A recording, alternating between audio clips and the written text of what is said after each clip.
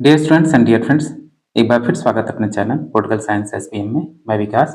पहले साथियों, आज हम लोग एसटेट की जो परीक्षा है उसके लिए आज हम लोग वेस्टर्न पॉलिटिकल थिंकर्स यानी पाश्चात्य राजनीतिक विचारकों से संबंधित बेहद महत्वपूर्ण एमसीक्यूज को सॉल्व करने वाले हैं और इसमें लगभग 100 एमसीक्यूज हैं।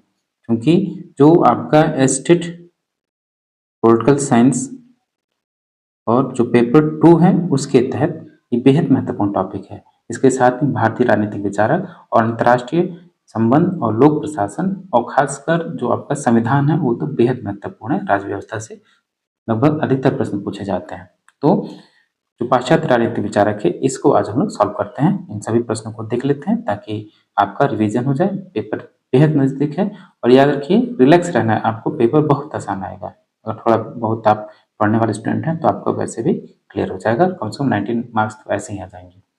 चलिए आगे बढ़ने से पहले आपसे गुजारिश है, रिक्वेस्ट है कि प्लीज आप चैनल को जरूर सब्सक्राइब करें, वीडियो को लाइक कीजिए और शेयर कीजिए। चलिए देखते हैं पहला क्वेश्चन कि प्लेटो के अनुसार राज्य का निम्नतर रूप कौन सा है, यानी सबसे जो खराब रूप है राज्य का वो कौन सा है। निम्नतर जो है कौन सा है तो वो लोकतंत्र को सबसे खराब व्यवस्था मानता है। तो ए राइट आंसर होगा लोकतंत्र यानी डेमोक्रेसी। क्वेश्चन नंबर 2 है कि निम्नलिखित ग्रंथों में से प्लेटो किसके लेखक थे। पॉलिटिक्स, लेवियाथन, रिपब्लिक या द प्रिंस। तो प्लेटो की सबसे महान रचना जो है रिपब्लिक है, इसी की वजह से वो फेमस हुआ। तो प्लेटो की जो रचना है वो रिपब्लिक है। और यही देख लीजिए पॉलिटिक्स किसकी, अरस्तु की, लेवियाथन हॉब्स की और द प्रिंस मैकियावेली की। नेक्स्ट क्वेश्चन है क्वेश्चन नंबर 3 कि निम्नलिखित में से कौन प्लेटो को सर्वाधिकारवादी विचारक नहीं मानता है। बी प्रश्न बेहद महत्वपूर्ण, कई बार आपसे पूछा जाता है कौन प्लेटो को सर्वाधिकारवादी या फांसीवादी विचारक मानते हैं। तो इसमें पूछा नहीं मानता है। तो आर निस्बेट के अलावा जो तीनों विचारक हैं उसको सर्वाधिकारवादी या फांसीवादी विचारक मानते हैं, लेकिन निस्बेट इसको सर्वाधिकारवादी विचारक नहीं मानता है। तो सी राइट आंसर होगा। क्वेश्चन नंबर 4 कि प्लेटो के परिवार तथा संपत्ति के साम्यवाद सिद्धांत की उत्पत्ति मुख्यतः किसके अनुभव से हुई है। यानी प्लेटो जो परिवार तथा संपत्ति के साम्यवाद का सिद्धांत की व्याख्या करता है उसने कहाँ से ग्रहण किया, किस देश की किस राजनीतिक व्यवस्था से उसने इसका अनुभव ग्रहण किया। स्टेगिरा, स्पार्टा, एथेंस या वेनिस। याद रखिएगा इसका ये परिवार तथा संपत्ति के साम्यवाद का जो सिद्धांत है वो स्पार्टा से उसने ग्रहण किया है। तो डी राइट आंसर होगा, केवल 2। क्वेश्चन नंबर 5 देखिए, किसने प्लेटो की न्याय की अवधारणा को रचना प्रकल्प न्याय कहा है। किसने? तो न्याय की अवधारणा को जो प्लेटो का एकदम सर्वविदित और बेहद महत्वपूर्ण सिद्धांत है थ्योरी ऑफ जस्टिस, उसको रचना प्रकल्प न्याय कौन का है। तो एम.बी. फोस्टर ने कहा है। तो आपका बी ऑप्शन राइट होगा। अगला प्रश्न देखिए 6 प्लेटो का पुनः प्रकटन किस में पाया गया है। यानी प्लेटो का पुनः उसका उद्भव किस विचारक के विचारों में आता है। याद रखिएगा सर थॉमस मोर का यूटोपिया, कैंपेनेला की सिटी ऑफ द सन में भी और बेकिन ऑफ न्यू एटलांटिस। ठीक, इसमें भी तीनों में प्लेटो का पुनः प्रकटन पाया जाता है। पुनः प्रकट या उसके विचारों का इन तीनों के विचारों में पुनः उद्भव हुआ। इसी वजह से कहा जाता है कि प्लेटो का पुनः प्रकटन किसमें हुआ। तो डी राइट आंसर होगा उपरोक्त सभी। क्वेश्चन नंबर 7 कि निम्नलिखित में से कौन सा कथन सत्य है। कौन सा कथन सत्य है कि प्लेटो का न्याय एक विधिक संकल्पना है। बिल्कुल नहीं, गलत है। न्याय के लिए ग्रीक शब्द डिकाइसोन है। ठीक, ये आपका ऑप्शन सही होगा। ठीक, प्लेटो के न्याय से तात्पर्य कथनी और करनी में सत्यता और ईश्वर तथा व्यक्ति का ऋण चुकाना है। क्वेश्चन नंबर 7 है कि निम्नलिखित में से कौन सा भी कथन सत्य है। देखिए इसमें सत्य नहीं है पूछा गया है, मिसप्रिंट है। कौन से इसमें कथन सत्य नहीं है, ये होना चाहिए था। प्लेटो का न्याय विधिक संकल्पना है। ठीक है, ऑप्शन बी सही है। न्याय के लिए ग्रीक शब्द डिकाइसन का प्रयोग है, बिल्कुल गलत। ये कथन जस्ट शब्द का यूज होता है, ये गलत है। तो बी राइट आंसर होगा, ये असत्य कथन है। बाकी प्लेटो के न्याय से तात्पर्य है कि कथनी और करनी में सत्यता और ईश्वर तथा व्यक्ति का ऋण चुकाना है, ये कथन भी सत्य है। और प्लेटो का न्याय संप्रभु के शक्तियों द्वारा परिवर्तित और उसके नाम के लिए बनाए गए कानून और संस्थानों के अनुरूप है। सही है, तो बी ऑप्शन आपका सत्य है। क्वेश्चन नंबर 8 है कि निम्नलिखित में से किसे राजनीति करने के लिए टेलीलॉजिकल दृष्टिकोण की अग्रणी के रूप में माना जाता है। टेलीलॉजिकल मतलब सुदेशात्मक प्रणाली या सिद्धांत होता है जिसमें किसी भी चीज को हम एक जीवधारी के रूप में या उसको हम ऑर्गेनिक मानते हैं। इसी को आप ऑर्गेनिक थियरी बोलते हैं, टेलीलॉजिकल बोलते हैं या सुदेशात्मक प्रणाली भी बोलते हैं। तो इसकी सबसे शुरुआत जो की गई प्लेटो के द्वारा की गई, तो सी राइट आंसर होगा। क्वेश्चन नंबर 9 कि निम्नलिखित में से कौन सी अरस्तु के संवैधानिक नियम के व्यक्ति नहीं है। अरस्तु के संवैधानिक नियम के व्यक्ति नहीं है। सार्वजनिक हित में शासन सही है, विधि सम्मत शासन ये भी सही है, इच्छुक प्रजा की सरकार हो ये भी सही है, लेकिन प्रजा की गरिमा से असंगत हो ये सत्य नहीं है अरस्तु के बारे में। तो डी राइट आंसर होगा। क्वेश्चन नंबर 10 है निम्नलिखित में से क्या अरस्तु के राज्य सिद्धांत के बारे में सही नहीं है। यानी जो अरस्तु का राज्य के बारे में कथन है, कौन सा कथन असंगत है या गलत है, ये बताना है आपको। कि राज्य की जैव अवधारणा यही है आपका टेलीलॉजिकल, राज्य को जैविक संस्था मानता है, कथन सत्य है। राज्य आवर्धित व्यक्ति के रूप में, ठीक है, राज्य व्यक्ति का क्या है, व्यक्ति से पूर्व है, वो उसका कथन है, ये भी कथन सही है। केवल राज्य के सदस्य के रूप में व्यक्ति के अधिकारों का अस्तित्व है, ये कथन गलत है। व्यक्ति के लक्ष्य और राज्य के लक्ष्यों के बीच कोई विरोध नहीं है, ये कथन भी सही है। तो इसमें केवल तीसरा गलत होगा, यानी कि option number C right answer होगा। क्वेश्चन नंबर 11 देखिए, कथन और कारण है। अभी कथन देखिए, पहला कथन कि अरस्तु के अनुसार संवैधानिक शासक की अपने प्रजाजनों पर सत्ता दासों के ऊपर स्वामी की सत्ता से नितांत भिन्न है, कथन सही है, क्योंकि दास जन्म से ही निम्न एवं स्वयं शासन के लिए अयोग्य होता है, ये कथन भी सही है। कथन और कारण दोनों सही है और कारण कथन की सही व्याख्या भी है, तो ऑप्शन ए राइट आंसर होगा। क्वेश्चन नंबर 12 देखिए, प्लेटो ने किनके विचारों को लिया था। प्लेटो किसके विचारों से प्रेरित था, तो हेराक्लिटस से भी प्रेरित था और पार्मेनिडेस से भी प्रेरित था और सुकरात से भी प्रेरित था, तो डी राइट आंसर होगा उपरोक्त सभी। क्वेश्चन नंबर 13 कि प्लेटो की रिपब्लिक में प्रतिपादित न्याय के सिद्धांत के अनुसार न्याय का अर्थ क्या है। प्लेटो की रिपब्लिक में जो उसने अपने न्याय सिद्धांत का प्रतिपादन किया, उसका अर्थ ये था कि अपने निर्धारित कार्य क्षेत्र में अपने कर्तव्यों का निर्वाह करना, यानी जिस व्यक्ति में किसी विशेष क्षमता का विकास हो चुका है या उसमें विशेष गुण है, उसी गुण के आधार अपने कार्य में दक्षता प्राप्त करे, उसी दक्षता के अनुसार कार्य करे और दूसरे कार्य में हस्तक्षेप न करे, वही न्याय है। तो ऑप्शन बी राइट आंसर होगा प्लेटो के अनुसार। क्वेश्चन नंबर 14 है निम्नलिखित में से कौन आत्मरक्षा का अधिकार को व्यक्तिगत प्राकृतिक अधिकार मानता है, यानी जो सेल्फ डिफेंस है, यानी आत्मरक्षा का जो अधिकार है वो व्यक्ति का प्राकृतिक अधिकार है। इसकी व्याख्या सर्वप्रथम किसने की, तो सर्वप्रथम हॉब्स ने किया, ठीक, तो ऑप्शन सी राइट आंसर होगा। क्वेश्चन नंबर 15 की अरस्तु द्वारा किए गए सरकारों के वर्गीकरण के संबंध में निम्नलिखित में से कौन सा कथन सही नहीं है, कौन सा कथन सही नहीं है, तो इसमें जो सही कथन नहीं वो देखिए कि सरकार साझे हितों की वशीभूत होती है तथा संपूर्ण समुदाय के साझे हितों के प्रति असंवेदनशील होती है, ये गलत है। ऑप्शन डी राइट आंसर होगा, ये अरस्तु के सरकारों के वर्गीकरण के बारे में कथन असत्य है। क्वेश्चन नंबर 16 कि अरस्तु के सार्वजनिक हित का सिद्धांत किस धारणा पर आधारित है, तो जो उसका वेलफेयर जो स्टेट है, यानी सार्वजनिक कल्याण का जो सिद्धांत है उसका जो है वितरणात्मक न्याय, थ्योरी ऑफ डिस्ट्रीब्यूटिव जस्टिस या डिस्ट्रीब्यूटिव जस्टिस पर आधारित है। और वर्तमान में देखेंगे समकालीन समय में जब इसकी व्याख्या किसने किया, जॉन रॉल्स के द्वारा किया गया, थ्योरी ऑफ जस्टिस में, दोनों में हो सकता है, तो बी राइट आंसर होगा वितरणात्मक न्याय। क्वेश्चन नंबर 17 है अरस्तु के संबंध में कौन सा कथन सही नहीं है, तो अरस्तु के बारे में कौन सा कथन असत्य है, तो आपको बताना है कि पुरुष स्वभाव से समान है, सही है, उच्च के प्रति निम्न के अधीनस्थता होती है, सही है। स्त्रियां स्वभाव से पुरुषों के अधीन होती हैं, ये कथन भी सही है। दास प्रथा उचित सिद्ध की गई क्योंकि दास के लिए सर्वश्रेष्ठ स्थितियां नहीं दिलाती है, बल्कि दिलाती है। नकारात्मक आ गया, गलत है ये, तो डी ऑप्शन असत्य है, तो इसका डी राइट आंसर होगा। क्वेश्चन नंबर 18, निम्नलिखित में से कौन सा विचारक संपत्ति को नैसर्गिक मानता है? नैसर्गिक मतलब नेचुरल या प्राकृतिक मानता है। तो संपत्ति को प्राकृतिक मानने वाला जो विचारक है, कंठस्थ कर लीजिए, याद कर लीजिए, वो है अरस्तु, राजनीति विज्ञान का जनक।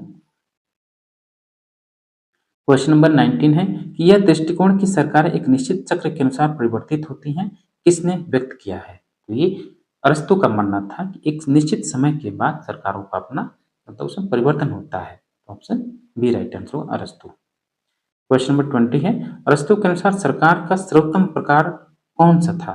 तो अरस्तु के अनुसार सरकार का जो सर्वोत्तम प्रकार था वो पॉलिटी थी, राज व्यवस्था थी, तो ऑप्शन बी राइट आंसर होगा। क्वेश्चन नंबर 21 कि वितरणात्मक न्याय का अग्रणी प्रतिपादक कौन था?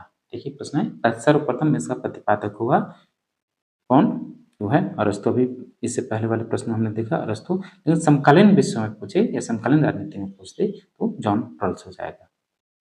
क्वेश्चन नंबर नेक्स्ट है 22 कि राज्य परिवारों तथा गांवों का समुदाय है जिसका उद्देश्य एक पूर्ण तथा आत्मनिर्भर जीवन की प्राप्ति है, यह कथन किससे संबंधित है? बेहद और बेहद महत्वपूर्ण प्रश्न है ये। आप जब भी पीजीटी पॉलिटिकल साइंस देंगे या नेट का पेपर देते हैं तो ये प्रश्न आता ही है। तो ऑप्शन जो इसका राइट आंसर हो बी, ये आपको कोट हमेशा याद कर लेना, भूलना नहीं। अगला प्रश्न है आपका क्वेश्चन नंबर 23 कि यह किसका कथन है कि अपने जन्म के समय से ही कुछ लोग पराधीनता के लिए नियत होते हैं और कुछ लोग शासन करने के लिए, यानी जन्म से ही कुछ व्यक्ति शासन करने के लिए जन्म लेते हैं और कुछ पराधीन यानी दासता के लिए या अधीनता के लिए जन्म लेते हैं। ये फेमस कोट कहा गया किसके द्वारा? अरस्तु के द्वारा, जो कि दास प्रथा को और असमानता को उचित ठहराता है, तो डी राइट आंसर होगा, अरस्तु। अगला प्रश्न है क्वेश्चन नंबर 24 कि हॉब्स के लिए फेलिसिटी का क्या अर्थ है? हॉब्स के लिए फेलिसिटी का क्या अर्थ है? हॉब्स के लिए फेलिसिटी का अर्थ है कि उन वस्तुओं को जिनको आदमी पाने की समय समय पर इच्छा करता है और पाने में निरंतर सफलता प्राप्त करता है, वही फैसिलिटी है, तो ऑप्शन बी राइट आंसर होगा। अगला प्रश्न है आपका 25 कि निम्नलिखित में से किसने लोकतंत्र को शासन के आदर्श के रूप में स्वीकार नहीं किया है? रॉबर्ट हल, सार्टोरी और लिंकन तीनों ही लोकतंत्र को एक आदर्श शासन के रूप में स्वीकार करते हैं, परंतु आपका थॉमस हॉब्स इसका स्वीकार नहीं करता है। तो किस व्यवस्था का स्वीकार करता है? तो निरंकुश राजतंत्र का समर्थक है थॉमस हॉब्स, और व्यक्ति की प्राकृतिक अधिकारों की आत्मरक्षा को के अधिकार को प्राकृतिक अधिकार कहता है, और सबसे पहला ही व्यक्तिवादी विचारक होने का गर्व इसको गौरव प्राप्त है। लेकिन व्यक्तिवादी विचारक इसलिए कि सबसे पहले इसने व्यक्ति के प्राकृतिक अधिकारों की बात की, लेकिन उस पर इतना इतना बंदे से लाद दिया उसने कि फिर से उस लाइन से इसको ये हट गया। तो हॉब्स लेवियाथन इसकी पुस्तक है 1651 की, और जो इसका सामाजिक समझौता है, एकल समझौता है और पूर्व राजनीतिक है, ये भी याद रखिएगा। क्वेश्चन नंबर 26 प्यारे साथियों, आपसे रिक्वेस्ट है कि प्लीज़ आप चैनल को जरूर सब्सक्राइब करें, ठीक, और वीडियो को जरूर जरूर लाइक करें, और हो सके तो अपने दोस्तों में अधिक से अधिक इसको शेयर भी करें।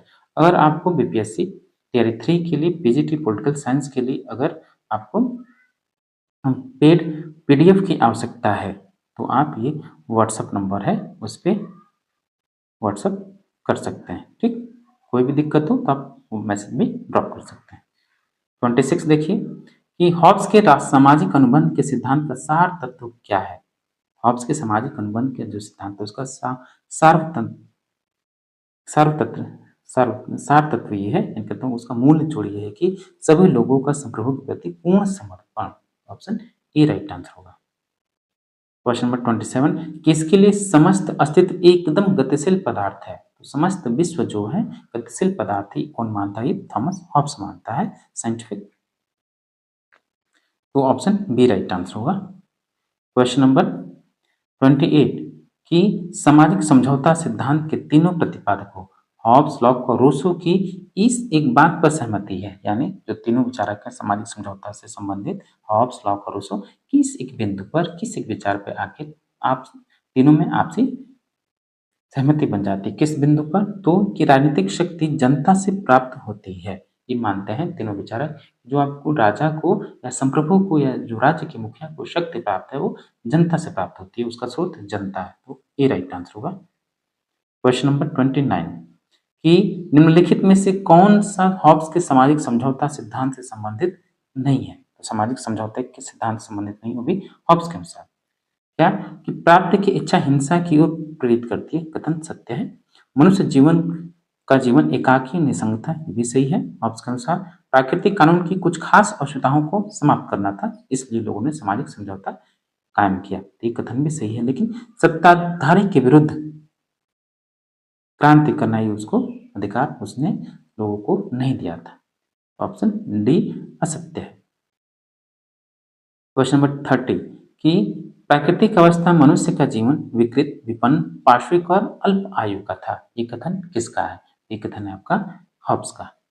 आसान सा प्रश्न है। क्वेश्चन नंबर 31 है हॉब्स के बारे में किसने लिखा है कि हॉब्स का सामाजिक समझौता प्रजाजनों के बीच होता है। हॉब्स का जो सामाजिक समझौता लोगों ने आपस में मिल करके यानी प्रजाजनों ने लोगों के बीच हुआ, ये किसका मानना है। ये मानना है एल्विनस्टीन का। तो ऑप्शन विंस्टीन जो है उसका मानना है, तो बी राइट आंसर होगा। क्वेश्चन नंबर 32 है हॉब्स ने जिस सिद्धांत का खंडन किया वह कौन सा सिद्धांत था। हॉब्स ने जिस सिद्धांत का खंडन किया वह था और बेहद महत्वपूर्ण था उस दौर में इस सिद्धांत का खंडन करना या विरोध करना, तो वो था दैवी अधिकार। तो हॉब्स ने दैवी अधिकार, राजा के जो दैवी अधिकार है उसको उसने खंडन किया, नहीं इसका मान्य स्वीकार किया, विरोध किया, तो बी होगा दैवी अधिकार। क्वेश्चन नंबर 33 हॉब्स के अनुसार अनुबंध हुआ था, यानी हॉब्स के अनुसार सामाजिक जो समझौता सोशल कॉन्ट्रैक्ट हुआ किसके बीच हुआ था। तो याद रखिएगा प्राकृतिक अवस्था में रहने वाले लोगों के बीच अनुबंधित हुआ था। ऑप्शन सी राइट आंसर होगा। और इसका याद रखिएगा जो हॉब्स का सामाजिक समझौता या अनुबंध है वो केवल और केवल लोगों के बीच है, न कि लोगों और राजा के बीच है, इसलिए इसको कहा गया कि एकलवादी समझौता है, एक पक्षीय समझौता है।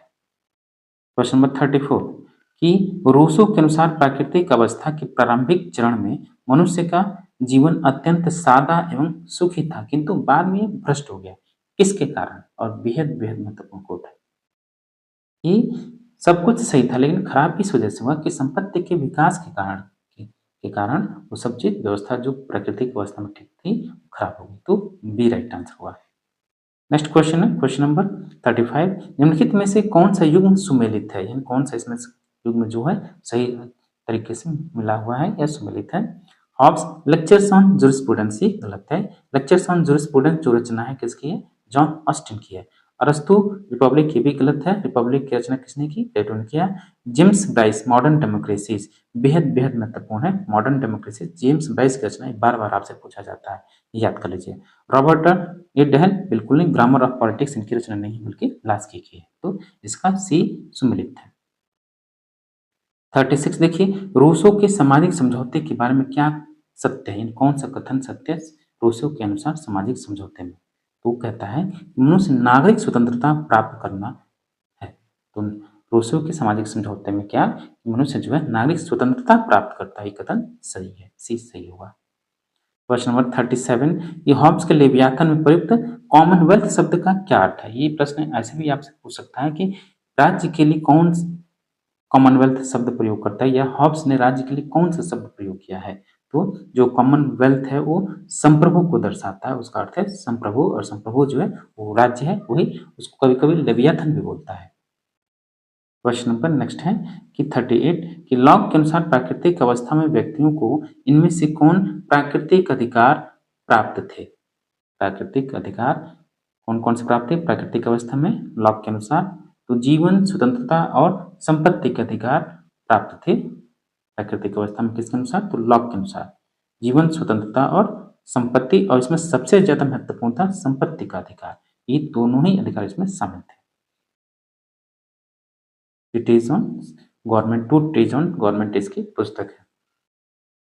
39 है लॉक के अनुसार इनमें से कौन सा प्राकृतिक अधिकार नहीं है। अभी हमने पढ़ा उसमें जो समानता है वो नहीं, बाकी तीनों लॉक के अनुसार प्राकृतिक अधिकार है, तो इसका राइट आंसर होगा डी, इस प्राकृतिक अधिकार नहीं है समानता। क्वेश्चन नंबर 40 है प्राकृतिक अधिकारों के सिद्धांत के प्रवर्तक कौन है। प्राकृतिक अधिकारों के सिद्धांत के प्रवर्तक हुए आपके कौन? John Locke. और याद रखिए कौन कौन से? जीवन, स्वतंत्रता, संपत्ति के अधिकार की वो बात करता है। लॉक की प्राकृतिक अवस्था क्या थी? तो लॉक की जो प्राकृतिक अवस्था याद रखिएगा पूर्व राजनीतिक थी, लेकिन जो हॉब्स की प्राकृतिक अवस्था थी पूर्व राजनीतिक और पूर्व सामाजिक दोनों थी। ये बात आप कान खोलकर दिमाग खोलकर समझ लीजिएगा, ये प्रश्न आपसे बार बार पूछा जाता है। तो हॉब्स की पूर्व राजनीतिक और सामाजिक इसलिए कहा जाता है, राज्य बनने से पहले न तो समाज था न ही राज्य था, राज्य मतलब कि समझौता होने के बाद राज्य बना, इसलिए वो कहता है कि जो समझौता था पूर्व सामाजिक और पूर्व राजनीतिक दोनों था प्राकृतिक अवस्था। लेकिन लॉक क्या कहता है कि जो समाज जो आपका प्राकृतिक अवस्था है वो पूर्व राजनीतिक, क्यों? समाज तो पहले से विद्यमान था लेकिन राजनीतिक व्यवस्था कायम नहीं थी, जो कि किसी एक यानी विधायिका, कार्यपालिका और न्यायपालिका का अभाव था, इसलिए कहा जाता है कि लॉक की जो प्राकृतिक अवस्था है पूर्व राजनीतिक है। क्वेश्चन नंबर 42 कि नीचे दी गई कोट की सहायता से लॉक के सामाजिक अनुबंध की विभिन्न अवस्थाओं का सही क्रम बताइए। यानी सबसे पहले ये देखिए क्वेश्चन भी बेहद महत्वपूर्ण है। सबसे पहले किस चीज की उत्पत्ति या विकास होता है उसी को आपको क्रम में करने के लिए बोला जा रहा है। तो सबसे पहले होता है आपका सबसे पहले प्राकृतिक अवस्था की बात करता है 1 नंबर पर। फिर उसके बाद वो करता है प्राकृतिक अवस्था में आने के बाद लोगों ने सामाजिक समझौता किया, सोशल कॉन्ट्रैक्ट में सामाजिक अनुबंध हुआ। फिर उसके बाद हुआ नागरिक समाज का निर्माण हुआ, और नागरिक समाज का निर्माण होने के बाद सरकार का निर्माण होता है। तो ऑप्शन सी राइट आंसर होगा, ये सही क्रम है। अगला प्रश्न है 43, निम्नलिखित में से कौन सा चिंतक यह सुझाव देता है कि संपत्ति का अधिकार जीवन तथा स्वतंत्रताओं का आधार है। बेहद आसान से प्रश्न, इससे पहले हमने 4 प्रश्नों को देख लिया, ये संबंधित आपका लॉक से। नेक्स्ट क्वेश्चन है क्वेश्चन नंबर 44 कि निम्न से किसने स्वीकार किया है व्यक्ति ने राज्य में प्राकृतिक अवस्था के अपने प्राकृतिक अधिकारों के साथ प्रवेश किया। यानी कि जब समाज में व्यक्ति जो थे उनके जो प्राकृतिक अधिकार हैं वो प्राकृतिक अधिकारों के साथ समाज में प्रवेश किया, किसका मानना था? लेकिन इससे पहले कुछ विचारक मानते हैं कि प्राकृतिक अवस्था में व्यक्ति के पास किसी प्रकार का अधिकार नहीं था, लेकिन इसका खंडन किया या समर्थन किसने किया? तो लॉक ने कहा। और लॉक कहता है कि प्राकृतिक अवस्था में जो व्यक्ति है अपने प्राकृतिक अधिकार जीवन, स्वतंत्रता और संपत्ति के अधिकार को लेकर साथ चलता है, प्रवेश करता है। ऑप्शन बी राइट आंसर होगा लॉक। अगला प्रश्न है 45 कि लॉक ने जिस सिद्धांत की आधारशिला रखी वह कौन सा सिद्धांत था? यानी किस सिद्धांत का लॉक ने मतलब कि उसका प्रतिपादन किया, उसका आधार या आधारशिला या शुरुआत की? तो था आपका संवैधानिक राजतंत्र, कॉन्स्टिट्यूशनल मोनार्की की बात की। संवैधानिक राजतंत्र की सबसे पहले आधारशिला किसने रखी? जॉन लॉक ने। तो सी राइट आंसर होगा। नेक्स्ट क्वेश्चन है क्वेश्चन नंबर 46 कि निम्नलिखित में से कौन एक समान इच्छा की विशेषता नहीं है? समान इच्छा की कौन सी विशेषता नहीं है? तो समान इच्छा अस्थायी होती है, अचूक होती है, अविभाज्य होती है, उचित होती है, ये अस्थायी नहीं होती है। ये समान इच्छा की विशेषता नहीं है, तो ए राइट आंसर होगा।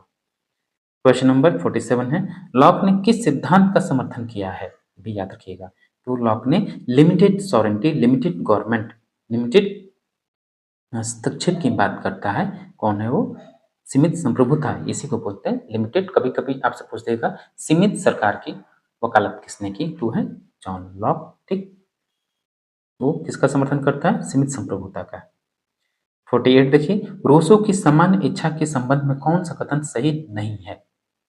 कौन सा कथन सही नहीं है रूसो की सामान्य इच्छा के बारे में जो जनरल बिल कहता है? तो वो है कि यह सबकी इच्छा है, ये कथन सही नहीं बल्कि यथार्थ इच्छाओं का योग है, वास्तविक इच्छाओं का योग है। क्वेश्चन नंबर रियल विल और एक्चुअल विल की बात करता है रूसो। ठीक, 49 है निम्नलिखित में से कौन प्राकृतिक स्वतंत्रता का समर्थक है? प्राकृतिक स्वतंत्रता का समर्थक कौन है? याद रखिएगा Jean Jacques Rousseau. Option B. ये 2 प्रकार के इच्छा की बात करता है, एक प्राकृतिक और एक रियल, और एक है वास्तविक और यथार्थ इच्छा। एक रियल और एक्चुअल विल की बात करता है। क्वेश्चन नंबर 50 कि यह किसने कहा कि लेवियाथन आंग्ल भाषा में लिखी गई राजनीतिक दर्शन की महानतम और संभवतः एकमात्र उत्तम रचना है? क्वेश्चन बेहद महत्वपूर्ण है। ये कोट आपसे बार-बार पूछा जाता है। बीपीएससी टियर 2 का भी प्रश्न है। ये माइकल ऑक्सफोर्ड का कथन है कि लेवियाथन आंग्ल भाषा में लिखी गई राजनीतिक दर्शन की सर्वोत्तम और महानतम संभव रचना है। ऑप्शन ए होगा ऑक्सफोर्ड। क्वेश्चन नंबर 51 कि किसने कहा था कि कला एवं विज्ञान के विकास ने मानव को बर्बाद कर दिया है? ये कथन था आपका रूसो का। कहता है कि कला और विज्ञान के विकास की वजह से मानव की जो सभ्यता है, जो उसका इतिहास है, जो उसकी अवस्था, उसको उसने बर्बाद कर दिया है। नेक्स्ट क्वेश्चन है क्वेश्चन नंबर 52 कि लॉक के सामाजिक समझौते के अंतर्गत लोग छोड़ते हैं किस अधिकार को छोड़ देते हैं सामाजिक समझौते के आधार पर, या जो लॉक ने कहा है कि किसके अंतर्गत लोग अपने सामाजिक समझौते में कौन कौन से अधिकार छोड़ते हैं, कौन कौन से अधिकार अपने पास रखते हैं। याद रखिएगा, वो केवल और केवल प्राकृतिक कानूनों की व्याख्या, उन्हें क्रियान्वित करने का अधिकार और न्याय यानी कार्यपालिका और विधायिका से संबंधित जो उनके अधिकार उसी को छोड़ते हैं। बाकी जो प्राकृतिक अधिकार है कौन कौन से, जीवन, स्वतंत्रता और संपत्ति के अधिकार को अपने पास रखते हैं। तो ऑप्शन डी राइट आंसर हुआ। प्यारे साथियों, आपसे गुजारिश है, विनती है कि प्लीज़ आप चैनल को ज़रूर सब्सक्राइब करें। ठीक, ज़रूर सब्सक्राइब करें और वीडियो को लाइक करना ना भूलें, और प्लीज़ आप इसको अधिक से अधिक शेयर करें ताकि आपके साथ साथ हम लोगों का भी भला हो। और किसी प्रकार का डाउट हो और किसी प्रकार का अगर आपको लगता है आपके पास कंटेंट नहीं है, पीडीएफ की अगर आपको आवश्यकता होगी, तो आपको ये व्हाट्सअप नंबर है, इस पर आप व्हाट्सअप कर सकते हैं। ठीक, चलिए 53 देखिए, निम्न में से कौन सा युग्म सुमेलित नहीं है? कौन सा युग्म सुमेलित नहीं है? हॉब्स लेवियाथन सही है, रूसो की रचना सोशल कॉन्ट्रैक्ट है सही है, Karl Marx state and revolution ये उसकी रचना न होकर किसकी रचना है? लेनिन की रचना है। ठीक, लेनिन की रचना है, ये सुमेलित नहीं है। Lock a letter on toleration भी जॉन लॉक की रचना है, और उसके साथ टू ट्रीटीज ऑन गवर्नमेंट भी उसकी रचना है। तो इसका राइट आंसर होगा सी, सुमेलित नहीं है। नेक्स्ट क्वेश्चन है 54 निम्न में से किसने स्वीकार किया है कि व्यक्तियों ने राज्य में प्राकृतिक अवस्था के अपने प्राकृतिक अधिकारों के साथ प्रवेश किया है? तो ये मानना था आपका जॉन लॉक का। क्वेश्चन नंबर 55 निम्नलिखित में से कौन सा संवैधानिक सरकार के विषय में चर्चा करता है? सबसे पहले संवैधानिक सरकार या सीमित सरकार, लिमिटेड गवर्नमेंट की बात करने वाले, सोशल सिविल सोसाइटी की बात करना, प्राकृतिक अधिकारों की बात करने वाला कौन है? और विधायिका यानी कार्यपालिका और न्यायपालिका को आपस में जो सिद्धांत दिया, किसने दिया? तो ये सब जो बातें जॉन लॉक के बारे में है। क्वेश्चन नंबर 56 लॉक की प्राकृतिक अवस्था पूर्व राजनीतिक तो है परंतु पूर्व सामाजिक नहीं, क्योंकि देखिए अभी इस प्रश्न पे हम लोग पहले वाले प्रश्न में व्याख्या थोड़ा सा डिस्कस किया था। तो पूर्व राजनीतिक तो है परंतु पूर्व सामाजिक नहीं। क्यों ऐसा? इसलिए क्योंकि इस अवस्था में रहने वाले लोगों का समष्टिगत सामाजिक जीवन के रूप में एक समाज है। समाज तो है, लेकिन जो उस समाज के नियम बनाने वाले यानी विधायिका और उसको चलाने वाली सरकार यानी कार्यपालिका, और इन नियमों को व्याख्यायित करने का अधिकार इन न्यायपालिका का अभाव था। इसलिए जो लॉक के बारे में कहा जाता है उसका जो सामाजिक समझौता है पूर्व सामाजिक तो है लेकिन पूर्व राजनीतिक नहीं है, लेकिन ये हॉब्स में नहीं पाया जाता है। ऑप्शन सी राइट आंसर होगा। क्वेश्चन नंबर 57 किसने लॉक की प्राकृतिक अवस्था को अस्पष्ट प्राकृतिक अवस्था कहा है? तो मैकफरसन ने कहा ये कथन, तो बी राइट आंसर होगा। अगला प्रश्न 58 कि प्राकृतिक कानून और नागरिक कानून के मध्य स्पष्ट अंतर करके हॉब्स ने विश्लेषणात्मक विधि शास्त्र की उस पद्धति की आधारशिला रखी जिसे बाद में बेंथम और ऑस्टिन द्वारा विकसित किया गया। यह किसने कहा? ये कथन है आपका सेबाइन महोदय का। क्वेश्चन नंबर 59 यह किसने कहा कि वह व्यक्ति जिसने सर्वप्रथम भूमि के एक टुकड़े पर अधिकार करके ये कहा कि यह मेरा है, वही नागरिक समाज का वास्तविक संस्थापक था? ये कथन किसका है? और बेहद बेहद महत्वपूर्ण कोट है, आपको कभी भूलना नहीं है। ये कथन था आपका जेन-जैक रूसो का। क्वेश्चन नंबर 60 सामान्य इच्छा की अवधारणा क्या है? सामान्य इच्छा की जो अवधारणा है वो क्या है? आंशिक रूप से गुणात्मक है और आंशिक रूप से परिमाणात्मक है। ठीक, तो ऑप्शन सी राइट आंसर होगा। क्वेश्चन नंबर 61 कि टू ट्रेटिसेस ऑन सिविल गवर्नमेंट की रचना जॉन लॉक द्वारा की गई। पहले यह ट्रीटाइज का प्रतिपाद्य विषय क्या था? यानी टू ट्रीटाइज यानी जो दूसरा निबंध है उसमें सिविल गवर्नमेंट है, लेकिन जो पहला निबंध है किससे संबंधित है, उसका प्रतिपाद्य विषय क्या है? तो उसका ये है कि पहले निबंध में वो रॉबर्ट फिल्मर की जो पुस्तक है ठीक, उसकी वो आलोचना करता है। 62 देखिए, हॉब्स प्रथम आधुनिक विचारक है जिसने राज्य को विधिक हितों का संबंध करता माना। इसमें वह उपयुक्तवादी विचारों का अग्रगामी है। यह कथन किसका है? ये कथन है कौन? इसका ये कथन है, सॉरी, ये कथन आपका वेपर महोदय का है। क्वेश्चन नंबर 63 है कि निम्नलिखित में से किसने सुझाया था कि नागरिक को अपनी इच्छाओं का दमन करना चाहिए और सार्वजनिक कल्याण की सामूहिक चेतना का विकास करना चाहिए? ये कथन किसका है? ये कथन आपका रूसो का है। नेक्स्ट क्वेश्चन है क्वेश्चन नंबर 64 देखिए, यूनानी विचारकों द्वारा न्याय के किस पहलू पर बल दिया गया था? ये प्रश्न एकदम जनरल क्वेश्चन है, आपसे बार बार पूछा भी जाता है, बेसिक क्वेश्चन है। तो जितने भी यूनानी यानी ग्रीक विचारक है न्याय के नैतिक पक्ष पर ज्यादा बल देते हैं, चाहे वो आपका प्लेटो हुआ या अरस्तु हुआ, ठीक, या सुकरात हुए, ठीक। ऑप्शन बी राइट आंसर होगा। अगला प्रश्न है 65 कि राज्य की प्राकृतिक और उसके कार्यों की उदारवादी अवधारणा को सर्वाधिक सुस्पष्ट रूप से प्रस्तुत करने वाला कौन है? तो राज्य की प्रकृति और उसके कार्यों की जो उदारवादी अवधारणा है, जो लिबरल कहें तो उसका जो सर्वाधिक सुस्पष्ट यानी उदारवाद के सर्वाधिक सुस्पष्ट व्याख्या करने वाला जॉन लॉक हुआ। इसलिए कहा गया परंपरागत उदारवाद या उदारवाद का जो बौद्धिक जनक है, या उसका जो मतलब उदारवाद का जो जनक हुआ, फादर ऑफ लिबरलिज्म, वो जॉन लॉक है। Question number 66, two treatise on civil government के लेखक कौन है? ये क्वेश्चन, ये पुस्तक भी बेहद महत्वपूर्ण है। ये लेटर ऑन टॉलरेशन और ये पुस्तक दोनों लॉक की रचनाएं हैं, तो बी राइट आंसर होगा। 67 है नेक्स्ट क्वेश्चन, ये आपका मैचिंग है, ये सिमुलेट करना है। आइए सिमुलेट करते हैं। तो धर्मनिरपेक्षता का सिद्धांत सर्वप्रथम यानी धर्म और राजनीति को अलग करने का सर्वप्रथम व्याख्या किसने किया? तो मैकियावेली ने किया। सहमति का सिद्धांत ये आपका लॉक का है, और व्यक्तिवादी सिद्धांत हॉब्स है, और स्वतंत्रता का सिद्धांत रूसो का है। सुमिलित है, आप मैच कर लीजिएगा। नेक्स्ट क्वेश्चन, क्वेश्चन नंबर 68 कि मनुष्य का जन्म स्वतंत्र हुआ है परंतु वह सर्वत्र बेड़ियों में जकड़ा हुआ है। ये कथन किसका है या किसने कहा? तो ये बेहद आसान सा बेसिक जनरल क्वेश्चन है पॉलिटिकल साइंस का, और उसमें राजनीतिक विचारकों का। तो आम सा प्रश्न है, बिल्कुल आपको आना ही चाहिए, और ये प्रश्न आते ही है, और आसान सा प्रश्न है, आपको भूलना नहीं है, कंफ्यूज नहीं होना है। तो ये कथन है आपका रूसो का। अगला प्रश्न 69 कि निम्न में से किस मध्ययुगीन विचारक ने अरस्तु के मूल राजनीतिक विचारों को अपनाया था? कौन था वो? मध्ययुगीन काल में अरस्तु के विचारों से कौन प्रभावित हुआ? तो था आपका सेंट थॉमस एक्विनास। मध्ययुग का अरस्तु भी इसको बोलते हैं। ऑप्शन बी राइट आंसर होगा। 69 के बाद 70 है, निम्न में से किससे अराजकतावादी विचारक की श्रेणी में रखा जा सकता है? तो अराजकतावादी जो एनार्किस्ट है वो आपके महात्मा गांधी हैं, ठीक। क्वेश्चन नंबर ये भी 70 है, ये भी आपको मैच करना है, ठीक। तो मैच कीजिए। सामान्य इच्छा का सिद्धांत किसके द्वारा दिया गया? ये रूसो के द्वारा दिया गया। असीम संप्रभुता ये हॉब्स का सिद्धांत है।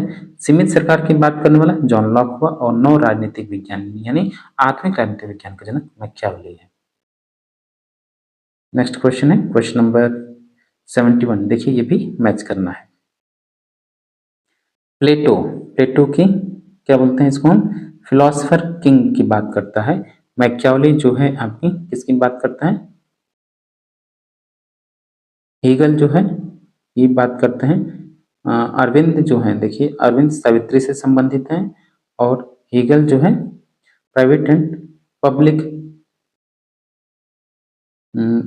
मोरालिटी की बात करता है, और मैकियावेली टाइम स्पिरिट की बात करता है, ठीक। नेक्स्ट क्वेश्चन है क्वेश्चन नंबर 107 कि व्यक्ति प्रकृति के अनुसार एक समान है, यानी प्रकृति के अनुसार व्यक्ति समान है परंतु समाज ने उन्हें अपनी संपत्ति की संस्था के माध्यम से असमान बना दिया है। ये कथन किसका है? और बेहद महत्वपूर्ण कोट है, ये कथन हुआ आपका जिंजे रूसो का। क्वेश्चन नंबर 73 कि स्टेट ऑफ नेचर पर लॉक का क्या विचार है? यानी जो प्राकृतिक अवस्था है लॉक उस पर उसके क्या विचार है? तो प्राकृतिक अवस्था जो है पूर्व राजनीतिक बताता है। ऑप्शन बी राइट आंसर होगा। नेक्स्ट क्वेश्चन है क्वेश्चन नंबर 74। समान इच्छा से क्या अभिप्राय है या समान इच्छा का क्या अर्थ है? तो समान इच्छा का अर्थ है कि वास्तविक इच्छाओं का योग। तो ऑप्शन डी राइट आंसर होगा, वास्तविक इच्छा। क्वेश्चन नंबर 75 कि नागरिकों को किसने शासक के नागरिक जीवन का सहभागी तथा बदले में शासित होने वाले के रूप में परिभाषित किया है? किसने? तो अरस्तु ने किया है, तो बी राइट आंसर होगा। अगला प्रश्न 76 कि प्राकृतिक पुरुष वह होगा जिसमें शक्तिशाली चेतना और वफादार कारणों कारण ने सफलता के साथ स्वप्रेम तथा सहानुभूति को सामंजस्यपूर्ण बनाया। इस कथन की पैरवी किसने की या वकालत किसने की? तो रूसो ने की, तो बी राइट आंसर होगा, रूसो। अगला प्रश्न 77 जॉन लॉक का निबंध कंसर्निंग ह्यूमन अंडरस्टैंडिंग का खंडन है किसका? तो हॉब्स की लेवियाथन का। ठीक। क्वेश्चन नंबर 78 है श्रेष्ठ परिषद नॉक्टरल काउंसिल की बात कौन करता है या इसका उल्लेख प्लेटो ने किस में किया है? तो नॉक्टरल काउंसिल या श्रेष्ठ परिषद की बात तो प्लेटो करता है, लेकिन किस पुस्तक में कहता है? ये दोनों क्वेश्चन बेहद महत्वपूर्ण है। तो द लॉज में बात करता है नॉक्टरल या श्रेष्ठ परिषद की। क्वेश्चन नंबर 79 है कि निम्न में से कौन इसलिए एथेंस से कालचिस भाग गया था कि एथेंसवासी दर्शन शास्त्र के विरुद्ध दूसरा प्रार्थना करते हैं? जो थे आपके अरस्तु महोदय। ठीक, तो सी राइट आंसर होगा। नेक्स्ट क्वेश्चन है क्वेश्चन नंबर 80 निम्न में से किसके अनुसार विज्ञान निष्क्रिय जिज्ञासा का परिणाम है? दर्शन केवल बौद्धिक सजावट है, शिष्ट जीवन की सुख सुविधाएं चमकीले रंगीन फीते हैं। ये कथन किसका है? एक कथन आपका जीन जैक रूसो यानी जे रूसो का। नेक्स्ट क्वेश्चन है क्वेश्चन 81। प्यारे साथियों, फिर से आपसे गुजारिश है जरूर कि प्लीज आप चैनल को जरूर सब्सक्राइब करें। ठीक, और ये जो पेपर है आपका एस्टेट पॉलिटिकल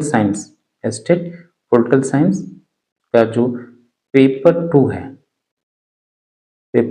उसमें के लिए हम लोग जो 100 MCQs को सॉल्व करें, इसमें जो आपके राजनीतिक विचारक है उससे संबंधित बेहद महत्वपूर्ण प्रश्नों को हम लोग सॉल्व करें ताकि आपका एग्जाम से पहले आपका रिवीजन हो सके। ठीक, बतौर ये रिवीजन क्लास है। ठीक, और फिर से अगर आपको पेड PDF की आवश्यकता है, ठीक, चाहे PPSC का हो चाहे स्टेट का, तो ये व्हाट्सएप नंबर है, इस पर आप व्हाट्सएप कर सकते हैं। ठीक, next question number 81 John Rawls ने अपनी पुस्तक द थ्योरी ऑफ जस्टिस जो कि 1971 में प्रकाशित हुई में निम्नलिखित में से किसकी सामाजिक अनुबंध परंपराओं का पुनरुद्धार नहीं किया गया है? तो जॉन लॉक, रूसो और कांट के सामाजिक समझौते से वो प्रेरित है, लेकिन हॉब्स के सामाजिक समझौते से प्रेरित नहीं है जॉन रॉल्स। ठीक, तो option number A right answer होगा, हॉब्स। नेक्स्ट क्वेश्चन 82 निम्नलिखित में से कौन राज्य की विधायी कार्यकारी और संघीय शक्तियों की अस्तित्व की बात करता है? कौन? तो है आपके रूसो महोदय। 82 जॉन लॉक का योगदान मुख्यतः किस रूप में है? किस रूप में है जॉन लॉक का योगदान मुख्यतः? तो जॉन लॉक का जो योगदान है मुख्यतः एक सहमति का सिद्धांत है और सीमित सरकार की बात करता है, और निगम निकाय के रूप में राज्य का सिद्धांत नहीं, और राज्य की अजय अवधारणा की भी बात नहीं करता है। तो जॉन लॉक का जो मुख्य योगदान है सहमति का सिद्धांत है और सीमित सरकार है। तो ए और 1 और 2 दोनों, ऑप्शन डी राइट आंसर होगा। नेक्स्ट क्वेश्चन है क्वेश्चन नंबर 83। साथियों, हम बता दें पहले से कि जो आपका एस्टेट का पेपर होगा थोड़ा सा आसान होगा। ठीक, क्योंकि ये PPSC नहीं करा रही है, बिहार विद्यालय परीक्षा समिति करा रही है, तो इसमें अधिकतर बच्चे जो आपके सफल होंगे। फिर सब TRE 4 में संभवतः TRE 4 के लिए आप एलिजिबल हो जाएंगे। थोड़ा सा मेहनत करेंगे आप, बस इसमें क्वालिफाइंग है आप 80+, थोड़ा सा बिना पढ़े भी जाएंगे तो 80+ भी हो जाएगा, लेकिन पढ़ के जाना है, खेलना नहीं, हमें इसको खिलवाड़ नहीं समझना है। लेकिन आपको स्ट्रेस भी नहीं, मैं इसलिए बातें करूँ, आप बेवजह परेशान ना हो, स्ट्रेस में बिल्कुल पॉजिटिव रहें, आपका जरूर क्लियर होगा। और अभी से आप PPSC जो TRE 4 का एग्जाम है उस पर लग जाइए, और साथ में केवल इसके साथ नहीं, आप UP PGT में भी भर्ती आ रही है तो लगातार उस पर भी आप ध्यान रखिए, और मेहनत करते रहेंगे तो कहीं ना कहीं सफलता अवश्य मिलेगी, लेकिन बस ईमानदारी से आप मेहनत करते रहिए। 83 है कि प्लेटो के अनुसार निम्नलिखित में से कौन से कथन सही नहीं है? कौन सा कथन इसमें से सही नहीं है? विचार तत्व होते हैं, कथन सही है आपका। विचार तत्व होते हैं, ये कथन सही है प्लेटो के हिसाब से। दूसरा कि सभी चीजों के सार तत्व होते हैं, ठीक, ये कथन भी सही है। विचार चीजों के प्रतिबिंब होते हैं, बिल्कुल ये गलत है। विचार सार्वभौमिक होते हैं, ये कथन सही है। इसमें जो केवल असत्य कथन है वो केवल सी होगा, ठीक। 84, यदि प्लेटो आज जीवित होते तो वे आधुनिक साम्यवादियों से अधिक साम्यवादी होते, ये कथन किसका है? बेहद महत्वपूर्ण कोट है। अगर प्लेटो आज जीवित होता तो जो आज के साम्यवादी कम्युनिस्ट उनसे ज्यादा साम्यवादी ने कम्युनिस्ट विचारधारा का कट्टर समर्थक होता। तो कथन किसका है? तो ये मैक्सी का कथन है, भूलना नहीं है, याद रखना है हमेशा। तो सी राइट आंसर होगा, मैक्सी। क्वेश्चन नंबर 85, कि रिपब्लिक केवल राजनीति विज्ञान पर लिखी गई पुस्तक मात्र ही नहीं वरन शिक्षा पर लिखी गई एक ऐसी उत्कृष्ट रचना है जो इससे पहले कभी नहीं लिखी गई, यह कथन किसका है? और ये बेहद महत्वपूर्ण कोट है। ये कथन है आपका जीन जैक रूसो, जे रूसो का। ये रिपब्लिक से इतना प्रभावित हुआ कि ये उसी शिक्षा व्यवस्था से संबंधित एक नई पुस्तक द इमाइल भी पुस्तक इसने रचना कर दी, द इमाइल, ये रूसो की पुस्तक है। क्वेश्चन नंबर 86 है कि निम्नलिखित में से किसके विचारों को उपयुक्तवाद के दार्शनिक अतिवाद में शामिल किया गया है? तो है Thomas Hobbes. Question number 87, Hobbes के लिए केंद्र बिंदु सत्ता है न कि अधिकार, क्यों? तो ऐसा इसलिए है क्योंकि व्यक्तियों के बीच समझौता यानी सहमति जुटाना कठिन है, ठीक। तो डी राइट आंसर होगा। क्वेश्चन नंबर 88, ये मैच करना है आपको। विचारक का नाम है और एक तरफ से संबंधित राजनीतिक विचार। जेएस मिल, हॉब्स, सामाजिक समझौता, मैकियावेली। एक और ऑप्शन देखिए, ठीक है, जेएस मिल आपका जो होगा ये ऑप्शन नीचे है।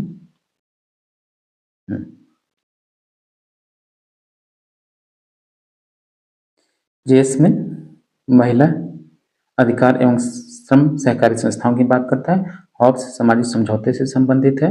मैकियावेली सीजर बोर्गिया का राज्यशिल्प की बात करता है और मार्क्स वर्ग संघर्ष की बात करता है। अगला प्रश्न है क्वेश्चन नंबर 89, कि रूसो की सामान्य इच्छा के संबंध में कौन सा कथन सही नहीं है? ये पूछा, सही नहीं है जो है ये सबकी इच्छाएं गलत है, बल्कि ये वास्तविक इच्छाओं का योग है। सबकी इच्छा नहीं, यथार्थ और वास्तविक इच्छा में वो अंतर करता है। तो सी राइट आंसर होगा। क्वेश्चन नंबर 90, कि लॉक ने सामाजिक समझौते के सिद्धांत का उपयोग किया, इसलिए किया है क्योंकि उदार लोकतांत्रिक राज्य को न्याय संगत ठहराने के लिए सामाजिक समझौते के सिद्धांत का उपयोग किसने किया? लॉक ने किया। तो सी राइट आंसर होगा। उदारवाद का जनक जॉन लॉक, टूटिटेरियन गवर्नमेंट लेटर ऑन टॉलरेशन, उसकी रचना। क्वेश्चन नंबर 91, ये मैच करना है सूची 1 को सूची 2 से। हॉब्स किसकी बात करता है? ये हॉब्स की पुस्तक है, कौन सी? लेवियाथन। रॉबर्ट फिल्मर पैट्रियार्क का पितृसत्तात्मक उसको हिंदी में बोलते हैं। रॉबर्ट फिल्मर की रचना है कौन सी? पैट्रियार्क का। रूसो, इमाइल और जॉन लॉक सिविल सरकार पर ट्रीटीज यानी निबंध, नागरिक सरकार पर निबंध या two treatise on civil government, ठीक। क्वेश्चन नंबर 92, ये लॉक ने निम्न अधिकारों में से किसे अपने प्राकृतिक अधिकारों की अवधारणा में सम्मिलित नहीं किया है? 3 प्रकार के प्राकृतिक अधिकारों की बात करता है जॉन लॉक, जीवन, स्वतंत्रता और संपत्ति की। तो आपका उसमें समानता का अधिकार शामिल नहीं है, तो डी राइट आंसर होगा। क्वेश्चन नंबर 93, ये भी सूची है, मैच करना है। देखिए क्वेश्चन रिपीट हो गया, आप मैच कर लीजिएगा। क्वेश्चन नंबर 94, निम्नलिखित चिंतकों में से किन्हें सामान्यतः दार्शनिक उपागम का संस्थापक समझा जाता है? कौन है लोग? तो प्लेटो और जो अरस्तु हैं आपके, उस दार्शनिक उपागम के संस्थापक माने जाते हैं। तो ए राइट आंसर होगा, प्लेटो और अरस्तु। क्वेश्चन नंबर 95, की देखिए ये भी मैच करना है। अविच्छिन्न शांति,